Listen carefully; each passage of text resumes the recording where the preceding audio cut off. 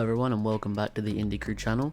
I'm your host Platt and today I'll be showing you the frustrating but fun platformer Splasher. Splasher was released on the 7th of February 2017 and was developed by Splash Team and published by Plugin Digital and Dear Villages. It was released on PC, PlayStation, Xbox and Nintendo Switch, and for this review I'll be reviewing the PlayStation version of the game, specifically on the PS5. The game costs £11 or 15 US dollars, and with that out of the way, let's get into the review. Splasher is a 2D platformer where you play as an employee of Incorp who works in an ink factory. The unnamed protagonist accidentally witnesses an experiment performed by Doctor, the owner of the factory. After witnessing the horrible experiments being performed on his fellow colleagues, the unnamed Incorp employee sets out to rescue his co-workers and defeat the evil Doctor. The game has a very unique mechanic. Each face button on your controller correlates to a different type of ink your character can shoot out of a backpack and use to their advantage. The square button correlates to basic water, which is unlocked in level 1.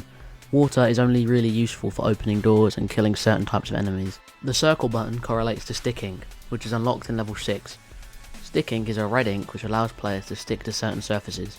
Stick ink is also useful for freezing enemies in place. And finally, triangle correlates to bounce ink, which is unlocked in level 14. Bounce ink allows the players to bounce off walls and floors to cover massive distances, and is also useful for pushing enemies into lethal hazards. The game also features a lot of hazards throughout the 22 levels. Some include the typical buzzsaws and pits of acid, however there are also some unique hazards such as lasers where if you stand in their path too long, they'll activate and kill you.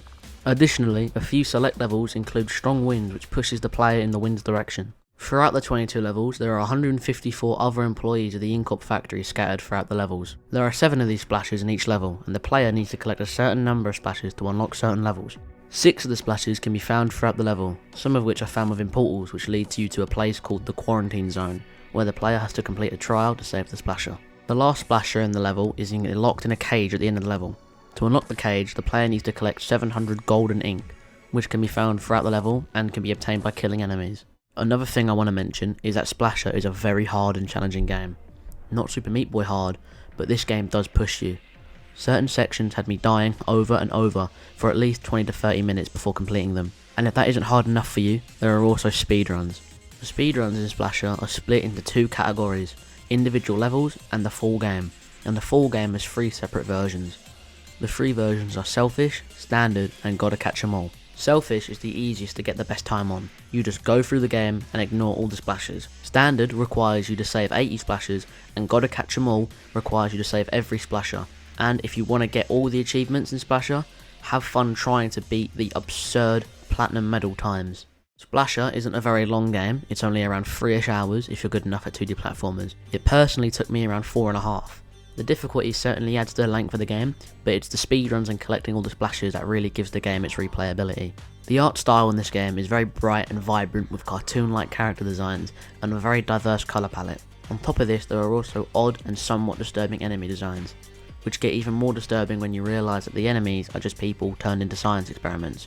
The soundtrack in this game was composed by, and apologies if I get this wrong, David Boitier and Americ Schwartz.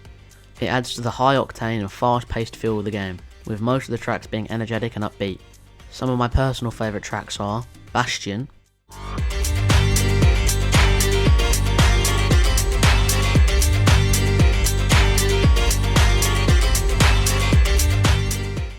The Hourglass,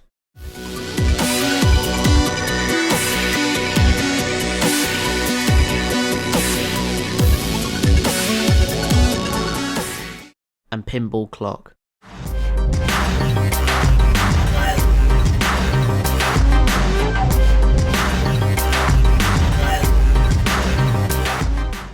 I give Splasher a solid 7 out of 10. While the game is fun and enjoyable for most of the time, some of the borderline infuriating difficulty and level design definitely stops the game from being fun, especially near the end of the game.